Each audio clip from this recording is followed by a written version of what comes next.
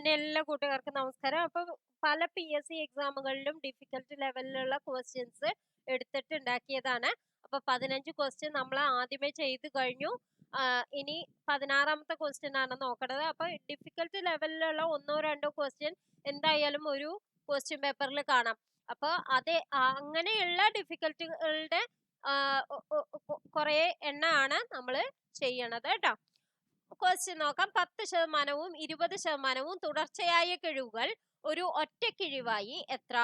ഞാൻ പറഞ്ഞു ആദ്യമേ കഴിഞ്ഞ കുറെ ക്ലാസ്സുകളിലെ ഞാൻ പറഞ്ഞു ഒരെണ്ണം വർധനവും ഒരെണ്ണം കിഴിവും ആണ് വെച്ചെങ്കിൽ ആകെ കിഴിവ് കാണുന്ന നമുക്ക് എന്ത് ചെയ്യണം?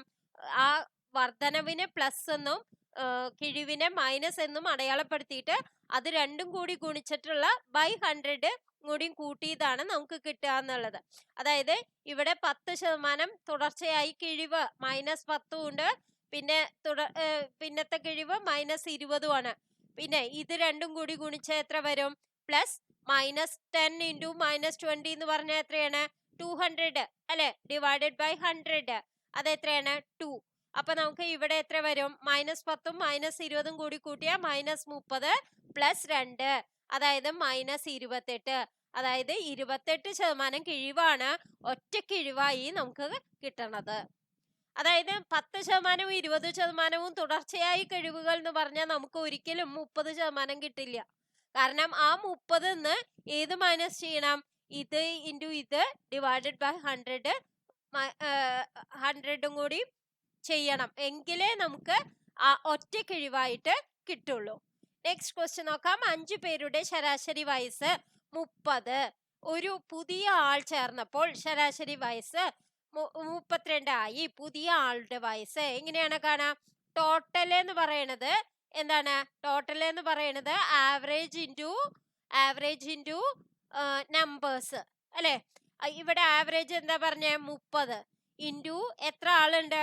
5. അതായത് 150 ആണ് ടോട്ടല്. ഇനി ഒരാള് ചേർന്നപ്പോ എന്തായി? 5 എന്നുള്ളത് 6 ആയി അല്ലെ? 30 എന്നുള്ളത് എന്തായി? 32 ആയി. അപ്പൊ 32 ഇൻറ്റു 6 എത്രയാണ് വരിക? 6 12 1 3 18 1 19 192. അപ്പൊ ഇതിന്റെ ഡിഫറൻസ് കണ്ടാൽ നമുക്ക് പുതിയ ആളുടെ വയസ്സ് കാണില്ലേ? 192 മൈനസ് 150 എത്രയാണ്? 42. എ എന്നുള്ളതാണ് കറക്റ്റ് ഓപ്ഷൻ. നെക്സ്റ്റ് ക്വസ്റ്റ്യൻ നോക്കാം. 25% നഷ്ടത്തിൽ വിറ്റ വസ്തു 25% ലാഭത്തിൽ വിറ്റിരുന്നുവെങ്കിൽ 50 രൂപ കൂടുതൽ കിട്ടുമായിരുന്നു. വാങ്ങിയ വില അതായത് 25% നഷ്ടം. അപ്പൊ 75 രൂപയ്ക്കാവും കൊടുത്തിണ്ടാവുക അല്ലെ?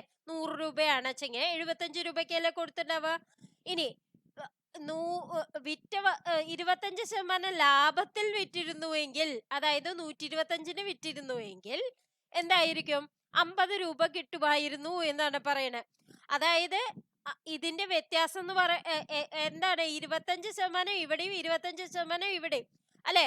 അപ്പൊ ആകെ 50% കോസ്റ്റ് പ്രൈസ് ആണ് എന്താന്ന് പറയണത്? ഈ 50 രൂപ എന്ന് പറയണത് അല്ലെ? 50% കോസ്റ്റ് പ്രൈസ് കിട്ടിയാലല്ലേ നമുക്ക് ഇത് 50 രൂപയാണെന്ന് പറയാൻ പറ്റുള്ളൂ. അപ്പൊ കോസ്റ്റ് പ്രൈസ് എത്രയാണ്? 50 ഡിവൈഡഡ് ബൈ 50/100. അപ്പൊ എന്താ വരും? ഈ 50 ക്യാൻസൽ ചെയ്ത് പോവും. 100 എന്നുള്ളതാണ് ആൻസർ ആയിട്ട് വരിക. അപ്പൊ വാങ്ങിയ വില എന്താണ് വരിക? കോസ്റ്റ് പ്രൈസ് വാങ്ങിയ വില എന്താണ് വരിക? 100 എന്നുള്ളതാണ് ആൻസർ ആയിട്ട് വരിക. നെക്സ്റ്റ് ക്വസ്റ്റ്യൻ നോക്കാം. എയുടെ ശമ്പളം ബിയേക്കാൾ 50% കൂടുതലാണ്. ബിയുടെ ശമ്പളം എയേക്കാൾ എത്ര ശതമാനം കുറവ്? അപ്പൊ നമുക്ക് എയുടെ ശമ്പളം ബിയേക്കാൾ 50% കൂടുതലാണ് അല്ലെ? അപ്പൊ എക്ക് എത്രയാവും? എക്ക് ഇപ്പൊ 100 ശമ്പളമെങ്കിൽ ബിയുടെ ശമ്പളം 100 വെച്ചെങ്കിൽ എയുടെ ശമ്പളം അപ്പൊ എത്രയാവും? 150 ആവും അല്ലെ? 150 അപ്പൊ ഇതിന്റെ ഡിഫറൻസ് എന്ന് പറയുന്നത് എത്രയാണ്? 50. എത്രയല്ലേ? എയേക്കാൾ എന്നുള്ളത് പറയുമ്പോ ഇവിടെ ഡിവൈഡഡ് ബൈ എയുടെ ആണ് എഴുതേണ്ടത്. 150 ഇൻറ്റു 100. ഓക്കെ, അപ്പൊ എത്ര ശതമാനം നിന്ന് കിട്ടും? അപ്പൊ 50 150 3 പ്രാവശ്യല്ലേ? 100/3 എന്ന് പറയുന്നത് എത്രയാണ്? 33.33%. നെക്സ്റ്റ് ക്വസ്റ്റ്യൻ നോക്കാം.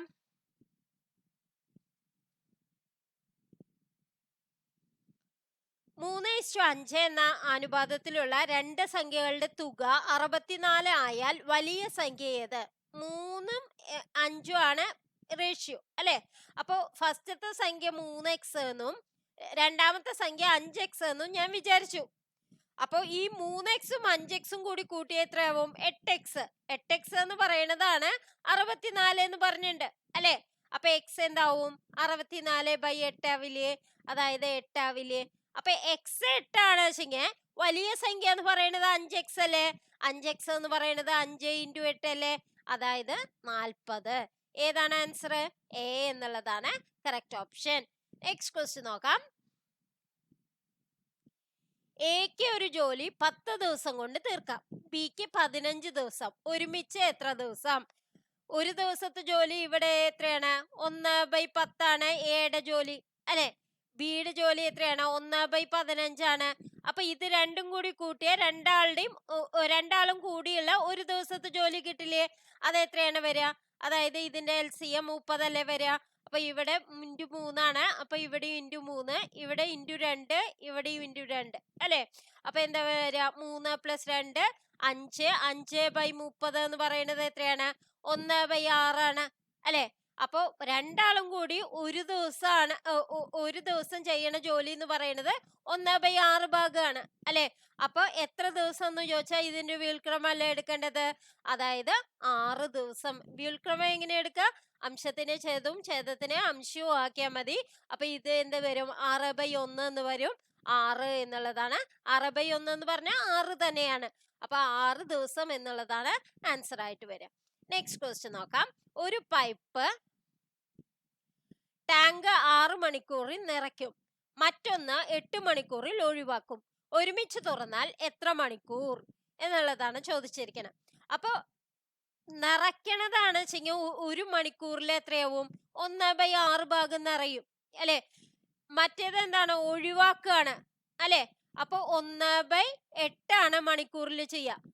അപ്പൊ ഇതിന്റെ ഡിഫറൻസ് എന്ന് പറയുന്നത് അതായത് 1/6ഉം -1/8ഉം കൂടി കൂട്ടിയ എന്ത് വരും? നമുക്ക് 1 മണിക്കൂറിൽ ഒരുമിച്ച് തുറക്കണത് കിട്ടും അല്ലെ. അപ്പൊ എത്ര മണിക്കൂർ വേണ്ടി വരും എന്ന് ചോദിച്ചാൽ അതിന്റെ വ്യുൽക്രമം എടുക്കണം, അത്രയേ ഉള്ളൂ. അപ്പൊ നമുക്ക് ഇവിടെ എന്താണ്? ഇവിടെ LCM എന്താണ് വരിക? 8 × 6 = 48 ആണ് വരിക. ഇവിടെ എന്ത് വരും? അപ്പൊ 8 കൊണ്ട് മൾട്ടിപ്ലൈ ചെയ്യണം അല്ലെ. എന്നാലല്ലേ 8 × 6 = 48 ഇവിടെ വരുള്ളൂ. × 6 ഇവിടെയും × 6. അപ്പൊ എന്താണ്? 8 - 6/48 അല്ലേ വരിക. അതായത് 2/48, അതായത് 1/24. അപ്പൊ രണ്ടും കൂടി 1 മണിക്കൂറിൽ 1/24 ആണ് ചെയ്യുക. അപ്പൊ നമുക്ക് എത്ര മണിക്കൂർ വേണം എന്ന് ചോദിച്ചിട്ടുണ്ടെങ്കിൽ എന്താ പറയാം? ഇതിന്റെ വ്യുൽക്രമം എടുത്താൽ പോരെ. അപ്പൊ 24 എന്നുള്ളതാണ് ആൻസർ ആയിട്ട് വരിക. അപ്പൊ വേഗത്തിൽ ചെയ്യാൻ വേണ്ടി നിങ്ങൾ എന്ത് ചെയ്യണം? ഇത് × ഇത് ഡിവൈഡഡ് ബൈ ഇത് മൈനസ് ഇത്. ഇത്രയേ ഉള്ളൂ. 6 × 8 ഡിവൈഡഡ് ബൈ 8 - 6. അത് എങ്ങനെ കിട്ടിയെന്നുള്ളതാണ് നമ്മൾ ഇത്രയും വഴി ചെയ്തത് കേട്ടോ. നെക്സ്റ്റ് ക്വസ്റ്റ്യൻ നോക്കാം.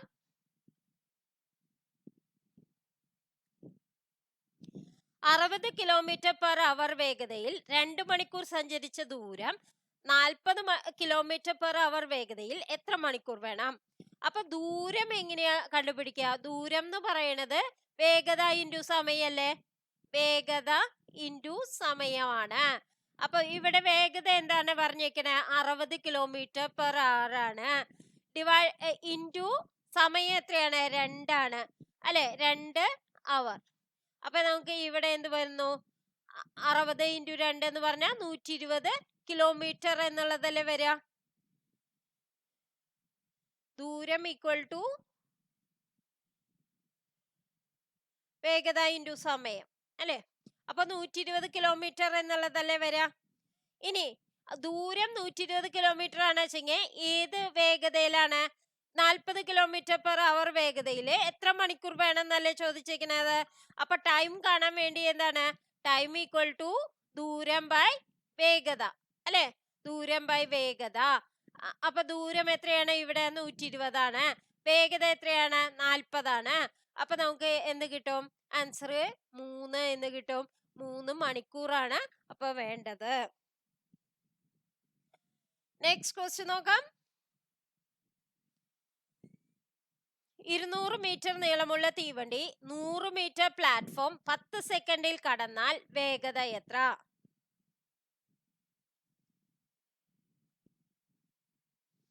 200 മീറ്റർ നീളമുള്ള തീവണ്ടി, അതായത് ആകെ ദൂരം എന്ന് പറയുന്നത് അപ്പൊ എന്ത് വരും? 200ഉം 100ഉം 300 മീറ്റർ ആണ് ആകെ ദൂരം എന്ന് പറയുന്നത് അല്ലെ.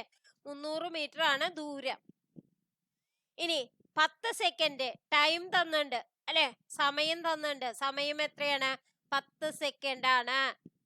അപ്പൊ നമുക്ക് വേഗത എങ്ങനെ കണ്ടുപിടിക്കാം? വേഗത ഈക്വൽ ടു ദൂരം ബൈ സമയം അല്ലെ. സമയം ഈക്വൽ ടു 300/10. 300 മീറ്ററും ആണ്, ഇത് സെക്കൻഡും ആണ്. അപ്പൊ എന്ത് വരും? 30 മീറ്റർ പെർ സെക്കൻഡ് എന്ന് പറയും. പക്ഷെ ഇതിൽ തന്നിരിക്കുന്നതെല്ലാം കിലോമീറ്റർ പെർ അവർ ആണ്. അപ്പൊ നമുക്ക് മീറ്റർ പെർ സെക്കൻഡിനെ കിലോമീറ്റർ പെർ അവർ ആക്കാൻ എന്ത് ചെയ്യണം? ഇൻറ്റു 18/5 ചെയ്യണം. അതായത് 6. 18 6 എത്രയാണ്? 108 ആണ്. അപ്പൊ 108 കിലോമീറ്റർ പെർ അവർ എന്നുള്ളതാണ് ആൻസർ ആയിട്ട് വരിക. നെക്സ്റ്റ് ക്വസ്റ്റ്യൻ നോക്കാം. എ ബിയേക്കാൾ ഇരട്ടി വേഗത്തിൽ ജോലി ചെയ്യും. ഒരുമിച്ച് 12 ദിവസം. എ ഒറ്റയ്ക്ക് എത്ര ദിവസം? എ ബിയേക്കാൾ ഇരട്ടി വേഗത്തിൽ ജോലി ചെയ്യും അല്ലെ. അപ്പൊ എ ഈക്വൽ ടു 2b അല്ലെ. എ ഈക്വൽ ടു 2b അല്ലെ. അപ്പൊ നമുക്ക് എ ചെയ്യുന്ന ജോലി എന്ന് പറയുന്നത് 1/aയും ബി ചെയ്യുന്ന ജോലി എന്ന് പറയുന്നത് എന്താണ്? 1/bയും അല്ലെ. 1/aക്ക് പകരം ഞാൻ എന്ത് എഴുതി? 1/2b എന്ന് എഴുതി. പ്ലസ് 1/b എന്ന് പറയുന്നത് ഒരുമിച്ചാവുമ്പോ എന്താണ്? 12 ദിവസമാണ്. അപ്പൊ 1/12 അല്ലേ. അപ്പൊ നമുക്ക് ഇതെന്ത് പറയാം?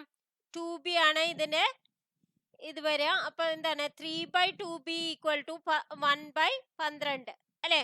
അപ്പൊ 13 36. 36 ഈക്വൽ ടു 2b അല്ലെ. അപ്പൊ ബി എന്ത് വരും? 18 എന്ന് വരും. ബി 18 ആണ് വെച്ചെങ്കിൽ ബിയുടെ 18 ആണ് വെച്ചെങ്കിൽ എക്ക് അത്ര ദിവസം വേണോ? വേണ്ട, അതിന്റെ പകുതി ദിവസം അല്ലേ. അതായത് എക്ക് അപ്പൊ എത്ര വരും? ശരിക്കും 2 × 18 36 എന്ന് വരും. പക്ഷെ എന്താണ്? എ എടുക്കണ സമയം എന്താണ് വരിക? അതായത് 36x ഡിവൈഡഡ് ബൈ 2x ചെയ്താൽ വരെ. കാരണം എന്താണ്? ഇരട്ടി വേഗത്തിൽ ജോലി ചെയ്യുന്നുണ്ട് എ. അപ്പൊ നമുക്ക് ആൻസർ എന്ത് കിട്ടും? 18 എന്നുള്ളതാണ് ആൻസർ ആയിട്ട് വരിക.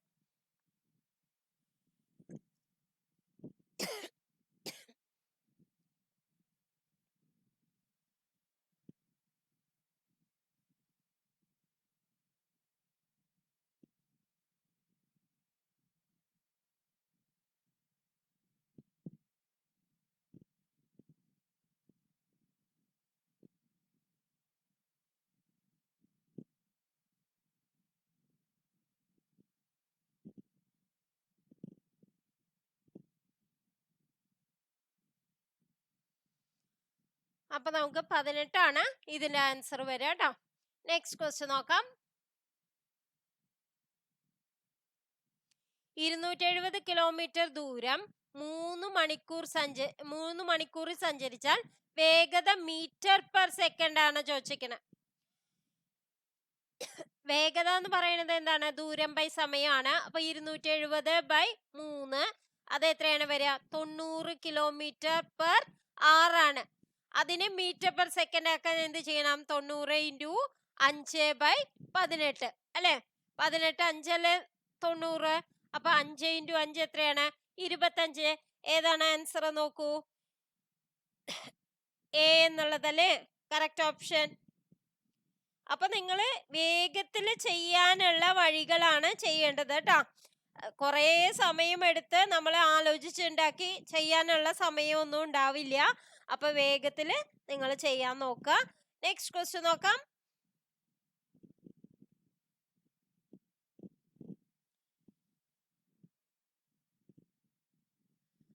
15 പേര് 20 ദിവസം കൊണ്ട് ചെയ്യുന്ന ജോലി 25 പേര് എത്ര ദിവസം വേണ്ടി വരും? അതായത് ആകെ ജോലി അപ്പൊ എത്രയാണ്? 15 ആളുകള് 20 ദിവസം ചെയ്യണ ജോലിയല്ലേ ആകെ ജോലി. ആ ആകെ ജോലി ഡിവൈഡഡ് ബൈ എത്ര പേരാണോ അത് ചെയ്തിട്ടുണ്ടെങ്കിൽ നമുക്ക് എത്ര ദിവസം ഒന്നും കിട്ടില്ലേ? ഡിവൈഡഡ് ബൈ 25 ചെയ്താൽ മതിയില്ലേ? അപ്പൊ 5 25, ഇവിടെ 3 15, ഇവിടെ 4 20. അപ്പൊ എന്താണ് 4 3 12. ഏതാണ് ആൻസർ വരിക? 12 എന്നുള്ളതല്ലേ ആൻസർ ആയിട്ട് വരിക. അപ്പൊ കറക്റ്റ് ഓപ്ഷൻ ഏതാണ്? ബി എന്നുള്ളതാണ് കറക്റ്റ് ഓപ്ഷൻ. നെക്സ്റ്റ് ക്വസ്റ്റ്യൻ നോക്കാം.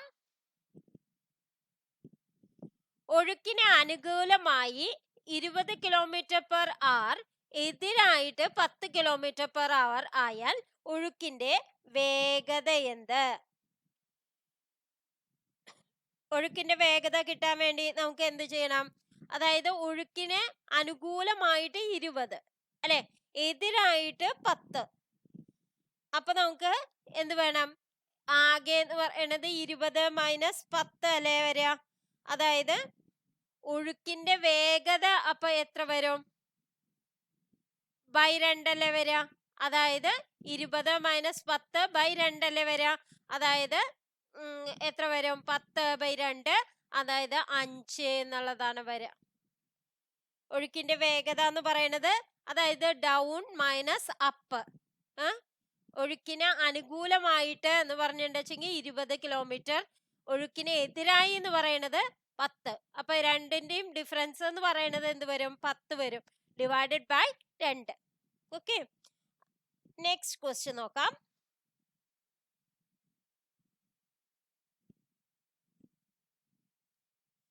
ഒന്നര കിലോമീറ്റർ നീളമുള്ള പാലം 90 km/h വേഗതയിലുള്ള 150 മീറ്റർ തീവണ്ടി കടക്കാൻ എത്ര സെക്കൻഡ്?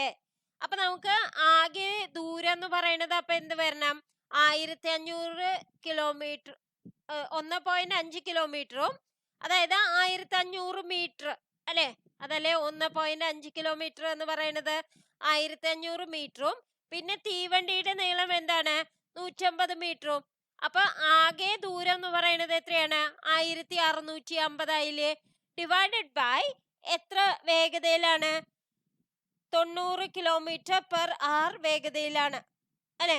90 km/h എന്നുള്ളതിനെ മീറ്റർ പെർ സെക്കൻഡ് ആക്കണം. കാരണം എന്താണ്? ഇതൊക്കെ മീറ്ററിലാണ് തന്നിരിക്കുന്നത്. അപ്പൊ നമുക്ക് മീറ്റർ പെർ സെക്കൻഡ് ആക്കാൻ 90 × 5/18 അല്ലെ. അപ്പൊ നമുക്ക് ഇവിടെ എന്താ വരിക? 18 5 90, അപ്പൊ 5 25, 25 മീറ്റർ പെർ സെക്കൻഡ്. അപ്പൊ നമുക്ക് ഇവിടെ എന്താണ്? ദൂരം ഡിവൈഡഡ് ബൈ വേഗത എന്ന് പറയുന്നത് എന്താണ്? 25 മീറ്റർ പെർ സെക്കൻഡ് ആണ്. ഇത് മീറ്റർ മാത്രമാണ്. ഓക്കെ, അപ്പൊ നമുക്ക് എത്രയാണ് ആൻസർ വരിക നോക്കൂ. 25 5, 5 25, ഇവിടെ എന്താണ്? 3 5 15, 3 5 15, പിന്നെ എന്താണ് വരിക? 30 അല്ലെ. ഇനി ഈ 5 പോയ 6 5 30, 30 6 5 30 അല്ലെ. 66 എന്നുള്ളതാണോ ആൻസർ വരിക? 66 സെക്കൻഡ് എന്നുള്ളതാണ് ആൻസർ ആയിട്ട് വരിക. കാരണം എന്താണ്? Metre divided by metre per second, അതെന്ന് പറയുന്നത് സെക്കൻഡ് മാത്രമാവും അല്ലെ. അപ്പൊ നമുക്ക് എത്ര വരും? 66 സെക്കൻഡ് എന്നുള്ളതാണ് ആൻസർ. നെക്സ്റ്റ് ലാസ്റ്റ് ക്വസ്റ്റ്യൻ നോക്കിയിട്ട് പിന്നെ നമുക്ക് അടുത്ത ക്ലാസ്സിൽ ചെയ്യാം കേട്ടോ. ക്വസ്റ്റ്യൻ നോക്കാം. A + B = 8 ദിവസം, B + C = 12 ദിവസം, A + C = 10 ദിവസം. A ഒറ്റയ്ക്ക് എത്ര ദിവസം? എങ്ങനെയാണ് ചെയ്യാം? അതായത് ഇതില് A + B യും B + C യും A + C യും കൂടി കൂട്ടിയാൽ നമുക്ക് എന്ത് വരും? 2 × A + B + C എന്ന് വരില്ലേ? അതെന്ന് പറയുന്നത് എത്രയാണ്? 12 8 20 10 30 ആണ് അല്ലെ. അങ്ങനെയല്ല ചെയ്യണ്ടേ. 2 × A + B + C എന്ന് പറയുന്നത് എന്താണ് വരിക? ഓരോരുത്തരുടെ 1/8 + 1/12 + 1/10 അല്ലെ. ഇത് എന്ന് പറയുന്നത് എങ്ങനെയാണ് വരിക? ഇതിന്റെ LCM എന്ത് വരും? 8 12 20 10 അല്ലെ. 2 ക്യൂബാണ്. ഇത് എന്താണ്? 2² × 3 ആണ്. ഇതെന്താണ്? 2 × 5 ആണ്. അപ്പൊ 2 ക്യൂബാണ് എടുക്കേണ്ടത്. പിന്നെ എന്താണ്? 3 × 5 അല്ലെ. 8 5 40, 40 3 120 അല്ലേ വരിക?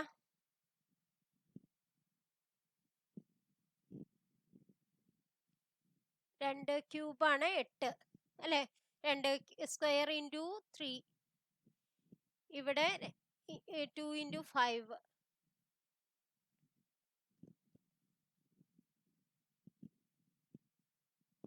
120 വരിക.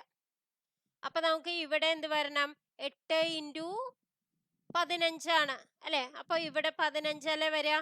ഇനി 12 ഇൻറ്റു എത്ര വരും? 10 അല്ലെ? പ്ലസ് 10, ഇവിടെ എന്ത് വരും? 12 അല്ലെ? അപ്പൊ നമുക്ക് എന്ത് വരും? 37 ഡിവൈഡഡ് ബൈ 120 എന്ന് പറയും അല്ലെ? 37 ബൈ 120.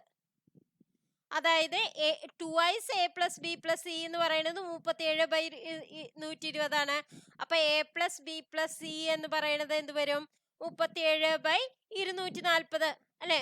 ഈ 2 ഇൻറ്റു 120 വരില്ലേ? അപ്പൊ 240 അല്ലേ വരിക. അപ്പൊ നമുക്ക് എന്താണ് ഇനി എന്താ കാണേണ്ടത്? a എന്നുള്ളത് മാത്രം കാണണം അല്ലെ? a എന്നുള്ളതല്ലേ? a ഒറ്റയ്ക്ക് ദിവസം അല്ലെ? അപ്പൊ a plus b plus c minus B plus C ചെയ്തിട്ടുണ്ടെങ്കിൽ നമുക്ക് ഒറ്റയ്ക്കുള്ളത് കിട്ടില്ലേ? അപ്പൊ നമുക്ക് എന്താ ചെയ്യേണ്ടത്? അതായത് 37 ബൈ 240 മൈനസ് 1 ബൈ 12 അല്ലെ? ഇങ്ങനെയല്ലേ ചെയ്യാ? അപ്പൊ നമുക്ക് എന്ത് വരും? 12 ഇൻറ്റു എത്രയാണ്? 20 ആവും അല്ലെ? 12 ഇൻറ്റു 20 അല്ലെ 140. അപ്പൊ നമുക്ക് 37 മൈനസ് 20, അതായത് 17 ബൈ 240 എന്നല്ലേ വരിക? 17 ബൈ 240. ഇനി അപ്പൊ എ ഒറ്റയ്ക്ക് എത്ര ദിവസം എന്നാണ് ചോദിച്ചിരിക്കണേ? അപ്പൊ നമുക്ക് ഇതിന്റെ വ്യുൽക്രമം എടുക്കണം. അപ്പൊ നമുക്ക് എന്ത് വരും? 240 ബൈ 17 എന്ന് വരും. അതായത് 17 ഇൻറ്റു എത്രയാണ് വരിക നോക്കൂ. ഓക്കെ, 240 ബൈ 17 എന്നുള്ള ആൻസർ ഉണ്ട്. അപ്പൊ പിന്നെ അത് തന്നെ ആൻസർ എന്ന് കിട്ടി. ഓക്കെ, അപ്പൊ ഇന്നത്തെ വീഡിയോ നിങ്ങൾക്ക് എല്ലാവർക്കും ഉപകാരപ്രദമായി എന്ന് വിശ്വസിക്കുന്നു. Thank you.